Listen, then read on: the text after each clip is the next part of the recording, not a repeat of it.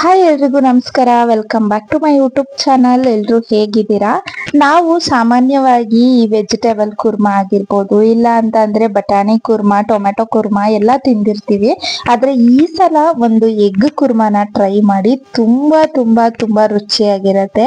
ಇದು ನಿಮ್ಗೆ ರೈಸು, ದೋಸೆ, ಚಪಾತಿ, ಪರೋಟ ಎಲ್ಲದಕ್ಕೂ ಬೆಸ್ಟ್ ಅಂದ್ರೆ ಬೆಸ್ಟ್ ಕಾಂಬಿನೇಷನ್. ಮನೇಲಿ ಮಕ್ಕಳಿಂದ ಹಿಡಿದು ದೊಡ್ಡವ್ರವರ್ಗು ಫೇವ್ರೇಟ್ ಆಗ್ಬಿಡತ್ತೆ. ಇದನ್ನ ಮಾಡೋದು ಕೂಡ ತುಂಬಾನೇ ಸಿಂಪಲ್. ಜಸ್ಟ್ ಒಂದು 5 ಮಿನಿಟ್ಸ್ ಅಲ್ಲೇನೆ ಆಗೋಗ್ಬಿಡತ್ತೆ. ಈಸಿ ಅಂಡ್ ಕ್ವಿಕ್ ಆಗಿ ಮಾಡ್ಕೋಬಹುದು. ಇದನ್ನ ಮಾಡೋದು ಹೇಗೆ ಅಂತ ತೋರಿಸ್ಕೊಡ್ತೀನಿ. ಅದಕ್ಕೂ ಮೊದಲು ಚಾನೆಲ್ ನ ಸಬ್ಸ್ಕ್ರೈಬ್ ಮಾಡ್ಕೊಳ್ಳಿ. ಹಾಗೆ ಪಕ್ಕದಲ್ಲಿ ಇರುವಂತಹ ಬೆಲ್ ಐಕನ್ ಕೂಡ ಪ್ರೆಸ್ ಮಾಡಿ. ವಿಡಿಯೋ ಇಷ್ಟ ಆದ್ರೆ ಒಂದು ಲೈಕ್ ನ ಮಾಡಿ. ಇದನ್ನ ಮಾಡೋಕೆ ಫಸ್ಟ್ ಒಂದು ಪಾತ್ರೆನ ಇಟ್ಕೊಂಡು ಅದರಲ್ಲಿ ಒಂದು 3 ರಿಂದ 4 ಚಮಚ ಆಗೋಷ್ಟು ಎಣ್ಣೆನ ಸೇರಿಸ್ಕೊಂಡಿದೀನಿ. ಇದೆಲ್ಲಾನು ಮಾಡೋದಿಕ್ಕಂತ ಮೊದಲು ನೀವು ಮೊಟ್ಟೆನ ಬೇಯಿಸಿಟ್ಕೋಬೇಕಾಗತ್ತೆ. ನಾನು ಆಲ್ರೆಡಿ ಇಲ್ಲಿ ಒಂದು 3 ಮೊಟ್ಟೆನ ಬೇಯಿಸಿ ಇಟ್ಕೊಂಡ್ಬಿಟ್ಟಿದೀನಿ. ನೀವು ಕೂಡ ಅಷ್ಟೇನೆ ಇದನ್ನ ಮಾಡೋದಕ್ಕೂ ಮೊದ್ಲೇ ಮೊಟ್ಟೆನ ಬೇಯಿಸಿಟ್ಕೊಂಡ್ಬಿಡಿ. ಇವಾಗ ಇದಕ್ಕೆ ಒಂದು 1/4 ಚಮಚ ಆಗುವಷ್ಟು ಸಾಸಿವೆನ ಹಾಕೊಳ್ತಾ ಇದ್ದೀನಿ. ನಾವು ವೆಜಿಟೇಬಲ್ ಕುರ್ಮಾನ ಮಾಡ್ಬೇಕಾದ್ರೆ ಕುಕ್ಕರ್ ಅನ್ನೇನೆ ಡೈರೆಕ್ಟ್ ಆಗಿ ಮಾಡ್ಬಿಡ್ತೀವಿ. ಕುಕ್ಕರ್ ಅಲ್ಲೇ ಎಲ್ಲಾನು ಹಾಕ್ಬಿಟ್ಟು ಒಟ್ಟಿಗೆ ಡೈರೆಕ್ಟ್ ಆಗಿ ಮಾಡ್ತೀವಿ. ಆದ್ರೆ ಇದನ್ನ ಆತರ ಮಾಡಕ್ಕಾಗಲ್ಲ ಅಲ್ವಾ? ಸೊ ಹಂಗಾಗಿ ಪಾತ್ರೆಯಲ್ಲೇ ಮಾಡ್ಬೇಕು. ಇವಾಗ ಒಂದ್ ಎಷ್ಲಾಗುವಷ್ಟು ಕರ್ಬೇವಿನ ಸೊಪ್ಪನ್ನ ಹಾಕೊಂಡಿದೀನಿ. ಹಾಗೇನೆ ಇದಕ್ಕೆ ಒಂದು ದಪ್ಪ ಸೈಜ್ ಈರುಳ್ಳಿ ಕೂಡ ಸೇರಿಸ್ಕೊಳ್ತಾ ಇದ್ದೀನಿ.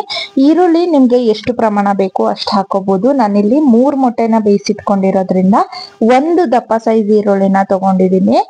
ನೀವೇನಾದ್ರೂ ಜಾಸ್ತಿ ಮೊಟ್ಟೆನ ತಗೊಳ್ತೀರಾ ಅಂತ ಅಂದ್ರೆ ಈರುಳ್ಳಿ ಪ್ರಮಾಣನ ಒಂದ್ ಸ್ವಲ್ಪ ಜಾಸ್ತಿ ಮಾಡ್ಕೊಳ್ಳಿ ಅಷ್ಟೇನೆ.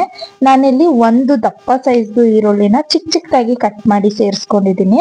ತುಂಬಾ ದಪ್ಪದಾಗೆಲ್ಲ ಕಟ್ ಮಾಡಕ್ ಹೋಗ್ಬೇಡಿ. ವೆಜಿಟೇಬಲ್ ಅಥವಾ ನಾವು ಕುರ್ಮಾ ಅಂತಿದ ತಕ್ಷಣ ನಮ್ಗೆ ಅದ್ರಲ್ಲಿ ಗ್ರೇವಿ ಅನ್ನೋದು ಜಾಸ್ತಿ ಕಾಣಿಸ್ಬೇಕು. ಸೊ ಹಂಗಾಗಿ ನಾವೇನಾದ್ರೂ ಈರುಳ್ಳಿನ ಸ್ವಲ್ಪ ದಪ್ಪ ದಪ್ಪ ಹಚ್ಬಿಟ್ವಿ ಅಂತ ಅಂದ್ರೆ ನೋಡೋದಕ್ಕೂ ಚೆನ್ನಾಗಿರಲ್ಲ, ತಿನ್ನೋದಕ್ಕೂ ಮಜವಾಗಿರಲ್ಲ. ಸೊ ಹಂಗಾಗಿ ಈ ತರ ಚಿಕ್ಕ ಚಿಕ್ಕದಾಗಿ ಹೆಚ್ಚಿಟ್ಕೊಳ್ಳಿ. ಆಮೇಲೆ ಇದನ್ನ ನೀಟಾಗಿ ಫ್ರೈ ಮಾಡ್ಕೋಬೇಕು. ಈರುಳ್ಳಿ ನಮ್ಗೆ ಏನಂದ್ರೆ ಕಂದು ಬಣ್ಣ ಬರಬೇಕು ಅಲ್ಲಿವರೆಗೂ ಚೆನ್ನಾಗಿ ಇದನ್ನ ಫ್ರೈ ಮಾಡ್ಕೊಳ್ಳಿ. ಒಂದು ಮೀಡಿಯಂ ಫ್ಲೇಮ್ ಅಲ್ಲಿ ಇಟ್ಕೊಂಡು ನೀವು ಇದನ್ನ ಒಂದ್ ಸ್ವಲ್ಪ ಹೊತ್ತು ಫ್ರೈ ಮಾಡ್ಕೋಬೇಕಾಗತ್ತೆ. ಹಾಗೇನೆ ಈ ಟೈಮಲ್ಲಿ ನೀವು ಮೊಟ್ಟೆನ ಬೇಯಿಸೋದಕ್ಕೆ ಹೋಗ್ಬೇಡಿ. ಮೊದ್ಲೇ ಮೊಟ್ಟೆನ ಬೇಯಿಸಿಟ್ಕೊಂಡ್ರೆ ನಿಮ್ಗೆ ಈಸಿಯಾಗಿ ಹೋಗ್ಬಿಡತ್ತೆ. ಇದನ್ನೆಲ್ಲ ಫ್ರೈ ಮಾಡಿದ ನಂತರ ನೀವು ಬೇಕಂದ್ರೆ ಈ ಟೈಮಲ್ಲಿ ಶುಂಠಿ ಬೆಳ್ಳುಳ್ಳಿ ಪೇಸ್ಟ್ ಕೂಡ ಹಾಕೋಬಹುದು. ಬಟ್ ನಾನಿವತ್ತು ಯಾವುದೇ ರೀತಿ ಶುಂಠಿ ಬೆಳ್ಳುಳ್ಳಿ ಪೇಸ್ಟ್ ನ ಹಾಕೊಳ್ತಾ ಇಲ್ಲ. ನಿಮ್ಗೇನಾದ್ರೂ ಇಷ್ಟ ಇದೆ ಅಂತ ಅಂದ್ರೆ ನೀವು ಶುಂಠಿ ಬೆಳ್ಳುಳ್ಳಿ ಪೇಸ್ಟ್ ನ ಆಡ್ ಮಾಡ್ಕೊಳ್ಳಿ. ನಾನಿಲ್ಲಿ ಹಾಕೊಂಡಿಲ್ಲ, ಜಸ್ಟ್ ಈರುಳ್ಳಿ ಮಾತ್ರನೇ ಹಾಕೊಂಡು ಈ ತರ ಫ್ರೈ ಮಾಡ್ಕೊಳ್ತಾ ಇದ್ದೀನಿ. ಇವಾಗ ಇದಕ್ಕೆ ಒಂದು ದಪ್ಪ ಸೈಜ್ ಟೊಮ್ಯಾಟೋನ ಕಟ್ ಮಾಡಿ ಸೇರಿಸ್ಕೊಂಡಿದೀನಿ. ಈರುಳ್ಳಿ ಟೊಮ್ಯಾಟೊ ಎರಡನ್ನೂ ಕೂಡ ಚಿಕ್ಕ ಚಿಕ್ಕದಾಗಿನೇ ಹೆಚ್ಚಿಟ್ಕೋಬೇಕು. ಸೊ ಇವಾಗ ಟೊಮ್ಯಾಟೋನು ಹಾಕಿದ್ದಾಗಿದೆ. ಹಾಗೆ ಸ್ವಲ್ಪ ಇದು ಬೇಯಲಿ ಬೇಗ ಅಂದ್ಬಿಟ್ಟು ನಾನು ಒಂದು 1/4 ಚಮಚ ಆಗುವಷ್ಟು ಉಪ್ಪು ಹಾಕೊಂಡು ಈ ತರ ಮಿಕ್ಸ್ ಮಾಡ್ಕೊಳ್ತಾ ಇದ್ದೀನಿ. ನಾನಿಲ್ಲಿ ಹುಳಿ ಟೊಮೆಟೊನ ತಗೊಂಡಿದ್ದೀನಿ. ಈ ಗ್ರೇವಿಗೆ ಅಥವಾ ಈ ಕುರ್ಮಾಕ್ಕೆ ನಾವು ಹುಳಿ ಟೊಮೆಟೊ ಹಾಕಿದ್ರೇನೆ ರುಚಿ ಚೆನ್ನಾಗಿ ಬರೋದು. ಸೊ ಹಂಗಾಗಿ ನಾನು ಹುಳಿ ಟೊಮೆಟೊ ಹಾಕ್ಬಿಟ್ಟು ಇದನ್ನ ಒಂದು 2 ನಿಮಿಷಗಳ ಕಾಲ ಬೇಯೋದಕ್ಕೆ ಬಿಟ್ಬಿಡೋಣ. ಅಷ್ಟರಲ್ಲಿ ನಾವು ಕುರ್ಮಾಗೆ ಬೇಕಾಗಿರುವಂತಹ ಮಸಾಲೆನ ರೆಡಿ ಮಾಡ್ಕೊಂಡ್ಬಿಡೋಣ. ಒಂದು ಮಿಕ್ಸಿ ಜಾರಲ್ಲಿ ಒಂದ್ ಸ್ವಲ್ಪ ಕೊತ್ತಂಬರಿ ಸೊಪ್ಪು, ಒಂದು 4 ರಿಂದ 5 ಹಸಿಮೆಣಸಿನಕಾಯಿನ ತಗೊಂಡಿದ್ದೀನಿ. ಹಾಗೇನೆ ಒಂದು 1/4 ಬಟ್ಲ ಆಗುವಷ್ಟು ತೆಂಗಿನಕಾಯಿ ತುರಿನೂ ಕೂಡ ತಗೊಂಡಿದ್ದೀನಿ. ಸೊ ಇದಕ್ಕೆ ತೆಂಗಿನಕಾಯಿನ ಜಾಸ್ತಿ ಹಾಕೋದಕ್ಕೆ ಹೋಗ್ಬೇಡಿ, ಸ್ವೀಟ್ ಆಗ್ಬಿಡತ್ತೆ ಆಮೇಲೆ. ಯಾಕೆಂದ್ರೆ ಈರುಳ್ಳಿನೂ ಜಾಸ್ತಿ ಹಾಕಿರೋದ್ರಿಂದ ತೆಂಗಿನಕಾಯಿನೂ ಜಾಸ್ತಿ ಹಾಕಿದ್ವಿ ಅಂದ್ರೆ ಕುರ್ಮಾ ಅನ್ನೋದು ತುಂಬಾ ಜಾಸ್ತಿ ಸ್ವೀಟ್ ಆಗ್ಬಿಡತ್ತೆ. ಸೊ ಹಂಗಾಗಿ ನೋಡ್ಕೊಂಡು ತೆಂಗಿನಕಾಯಿನ ಒಂದ್ ಸ್ವಲ್ಪ ತಗೊಳ್ಳಿ. ಹಾಗೇನೆ ಒಂದು 2 ರಿಂದ 3 ಚಮಚ ಆಗೋಷ್ಟು ನಾನಿಲ್ಲಿ ಹುರ್ಗಡ್ಲೆನ ತಗೊಂಡಿದ್ದೀನಿ. ಮೇನ್ ಇಂಗ್ರೀಡಿಯೆಂಟ್ ಇದೇನೆ. ನೀವು ಏನೇ ಮಿಸ್ ಮಾಡಿದ್ರು ಹುರ್ಗಡ್ಲೆನ ಮಿಸ್ ಮಾಡೋದಕ್ಕೆ ಹೋಗ್ಬೇಡಿ. ಈ ಕುರ್ಮಾಗೆ ಹುರ್ಗಡ್ಲೆ ಹಾಕಿದ್ರೆ ಮಾತ್ರ ನಮ್ಗೆ ಆ ಥಿಕ್ನೆಸ್ ಬರೋದು. ಹಾಗೇನೆ ಅದು ನೋಡೋದಕ್ಕೂ ಚೆನ್ನಾಗಿ ಕಾಣಿಸೋದು. ಹಾಗೆ 1/4 ಚಮಚ ಆಗುವಷ್ಟು ಜೀರಿಗೆ ಕೂಡ ಹಾಕೊಂಡಿದ್ದೀನಿ. ಇದನ್ನೆಲ್ಲ ಹಾಕಿದ ನಂತರ ನಾನು ಸ್ವಲ್ಪ ಫ್ಲೇವರ್ಫುಲ್ ಆಗಿರ್ಲಿ ಅಂತ ಅಂದ್ಬಿಟ್ಟು 2 ಲವಂಗ, ಒಂದು 2 ಪೀಸ್ ಆಗುವಷ್ಟು ಚಕ್ಕೆನ ಸೇರಿಸ್ಕೊಂಡಿದ್ದೀನಿ. ಕೆಲವೊಬ್ರು ಕುರ್ಮಾಗೆ ಏನು ಹಾಕೋದಿಲ್ಲ. ಸೊ ಹಂಗಾಗಿ ಅದು ಅಷ್ಟೊಂದು ಘಮ ಘಮ ಅಂತ ಬರೋದಿಲ್ಲ. ಈ ತರ ಒಂದ್ಸಲ ಟ್ರೈ ಮಾಡಿ. ತುಂಬಾನೇ ಘಮ ಘಮ ಅಂತ ಘಮನೂ ಚೆನ್ನಾಗಿರತ್ತೆ, ರುಚಿ ಅಂತೂ ನೆಕ್ಸ್ಟ್ ಲೆವೆಲ್ ಅಲ್ಲಿ ಇರತ್ತೆ. ಸೊ ಹಂಗಾಗಿ ನಾನು 2 ಲವಂಗ ಹಾಗೇನೆ ಒಂದ್ 2 ರಿಂದ 3 ಪೀಸ್ ಆಗುವಷ್ಟು ಚಕ್ಕೆನ ಸೇರಿಸ್ಕೊಂಡಿದೀನಿ. ಜಾಸ್ತಿ ಹಾಕೋದಕ್ಕೆ ಹೋಗ್ಬೇಡಿ, ಲೈಟ್ ಆಗಿ ಸೇರಿಸ್ಕೊಳ್ಳಿ. ಇದಕ್ಕೆ ಸ್ವಲ್ಪ ಸ್ವಲ್ಪನೇ ನೀರ್ನ ಹಾಕ್ಬಿಟ್ಟು ಚೆನ್ನಾಗಿ ಫೈನ್ ಆಗಿ ರುಬ್ಕೊಂಡ್ ಬಂದ್ಬಿಡಿ. ಇವಾಗ ನೋಡಿ, ಅದನ್ನ ರುಬ್ಕೊಳ್ಳೋ ಅಷ್ಟರಲ್ಲಿ ಇಲ್ಲಿ ಟೊಮ್ಯಾಟೊ ಈರುಳ್ಳಿ ಕೂಡ ನೀಟಾಗಿ ಸಾಫ್ಟ್ ಆಗಿ ಬೆಂದಿರತ್ತೆ. ಚೆನ್ನಾಗಿ ಇದನ್ನ ಸ್ಮ್ಯಾಶ್ ಮಾಡ್ಕೊಳ್ಳಿ. ಟೊಮೆಟೊ ಏನಿದೆ ಅಲ್ವಾ ಅದು ನೀಟಾಗಿ ಸ್ಮ್ಯಾಶ್ ಆಗ್ಬೇಕು. ಇಲ್ಲ ಅಂತಂದ್ರೆ ನಮ್ಗೆ ಹಂಗಂಗೆ ಬಾಯಿಗೆ ಸಿಕ್ಕಿದ್ರೆ ಕೆಲವೊಬ್ಬರಿಗೆ ಇಷ್ಟ ಆಗೋದಿಲ್ಲ. ಸೊ ಹಂಗಾಗಿ ಒಂದ್ ಸ್ವಲ್ಪ ಚೆನ್ನಾಗಿ ಸ್ಮ್ಯಾಶ್ ಮಾಡ್ಕೊಳ್ಳಿ. ಇವಾಗ ರುಬ್ಬಿಟ್ಕೊಂಡಿರುವಂತಹ ಮಸಾಲ ಏನಿದೆ ಅಲ್ವಾ ಅದನ್ನ ಸೇರಿಸ್ಕೊಳ್ತಾ ಇದ್ದೀನಿ. ಇದನ್ನ ಹಾಕಿದ ನಂತರ ನೀರು ನಿಮ್ಗೆ ಎಷ್ಟು ಬೇಕು ಅಂತ ನೋಡ್ಕೊಂಡು ನೀರನ್ನ ಸೇರಿಸ್ಕೊಳ್ಳಿ. ತುಂಬಾ ನೀರನ್ನ ಹಾಕಿದ್ರಿ ಅಂತ ಅಂದ್ರೆ ಸಾಂಬಾರ್ ತರ ಆಗೋಗ್ಬಿಡತ್ತೆ. ಆಮೇಲೆ ತುಂಬಾ ನೀರ್ ಅಂತ ಅನ್ಸತ್ತೆ. ಸೊ ಹಂಗಾಗಿ ಮಸಾಲೆ ಎಷ್ಟು ತಗೊಂಡಿರ್ತೀರಾ ಅಲ್ವಾ ಅಷ್ಟಕ್ಕೆ ನೋಡ್ಕೊಂಡು ನೀವು ನೀರನ್ನ ಅಡ್ಜಸ್ಟ್ ಮಾಡ್ಕೋಬೇಕಾಗತ್ತೆ. ಇದು ಸ್ವಲ್ಪ ತಿಕ್ಕಾಗಿದ್ರೇನೆ ಚೆನ್ನಾಗಿ ಕಾಣಿಸೋದು, ಕುರ್ಮಾ ತರ ಅನ್ಸೋದು. ಸೊ ಹಂಗಾಗಿ ನೀರಿನ ಪ್ರಮಾಣ ಒಂದ್ ಸ್ವಲ್ಪ ಕಡಿಮೆ ಮಾಡ್ಕೊಳ್ಳಿ. ಇದಾದ ನಂತರ ಒಂದ್ 1/4 ಚಮಚ ಆಗೋಷ್ಟು ಅರ್ಶಿನದ ಪುಡಿ ಕೂಡ ಸೇರಿಸ್ಕೊಳ್ತಾ ಇದ್ದೀನಿ. ನೀವು ಅಷ್ಟೇನೆ ಅರ್ಶಿನ ಜಾಸ್ತಿ ಹಾಕೋದಕ್ಕೆ ಹೋಗ್ಬೇಡಿ.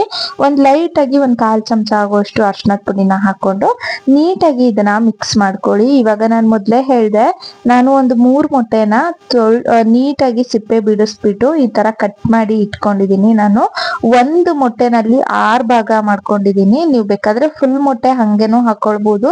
ಇಲ್ಲ ಅಂತಂದ್ರೆ ಒಂದ್ ಮೊಟ್ಟೆನಲ್ಲಿ 2 ಭಾಗ ಮಾಡಿ ಕೂಡ ಹಾಕೋಬಹುದು. ನಾನಿಲ್ಲಿ ಒಂದ್ ಸ್ವಲ್ಪ ಸಾಂಬಾರು ರುಚಿ ಚೆನ್ನಾಗ್ ಬರ್ಲಿ ಇದು ಕುರ್ಮಾ ಅನ್ಬಿಟ್ಟು ಮೊಟ್ಟೆನ 6 ಭಾಗ ಮಾಡ್ಕೊಂಡು ಸೇರಿಸ್ಕೊಂಡಿದೀನಿ. ಈ ಕುರ್ಮಾಗೆ ನಾವು ಮೊಟ್ಟೆ ಈ ತರ ಹಾಕಿದ್ರೇನೆ ಚೆನ್ನಾಗ್ ಬರೋದು. ಯಾಕಂದ್ರೆ ಅದ್ರಲ್ಲಿ ಎಲ್ಲೋ ಏನಿದೆ ಅಲ್ವಾ ಅದು ಈ ಕುರ್ಮಾದಲ್ಲಿ ಕುದಿಬೇಕು. ಅವಾಗ ಅದ್ರ ರುಚಿ ನೆಕ್ಸ್ಟ್ ಲೆವೆಲ್ ಹೋಗ್ಬಿಡತ್ತೆ. ಸೊ ಹಂಗಾಗಿ ನಾನು ಈ ತರ ಕಟ್ ಮಾಡಿ ಸೇರಿಸ್ಕೊಂಡಿದೀನಿ.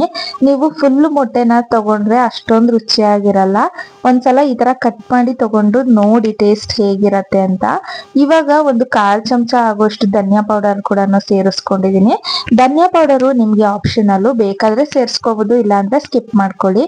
ಪ್ಲೇಟ್ ನ ಮುಚ್ಚಿಬಿಟ್ಟು ಒಂದು 3 ರಿಂದ 4 ನಿಮಿಷಗಳ ಕಾಲ ಇದನ್ನ ನಾನು ಕುದಿಯೋದಕ್ಕೆ ಬಿಟ್ಟಿದ್ದೆ. ತುಂಬಾ ನೀಟಾಗಿ ಕುದಿ ಬಂದಿದೆ, ಹಾಗೇನೆ ಚೆನ್ನಾಗ್ ಕೂಡ ಆಗಿದೆ. ಮೊದ್ಲೇ ನಾವು ಮೊಟ್ಟೆನ ಬೇಯಿಸಿರೋದ್ರಿಂದ ನಾವೇನು ತುಂಬಾ ಹೊತ್ತು ಇದನ್ನ ಕುದಿಸ್ಬೇಕು ಅನ್ನೋ ಅವಶ್ಯಕತೆ ಇಲ್ಲ.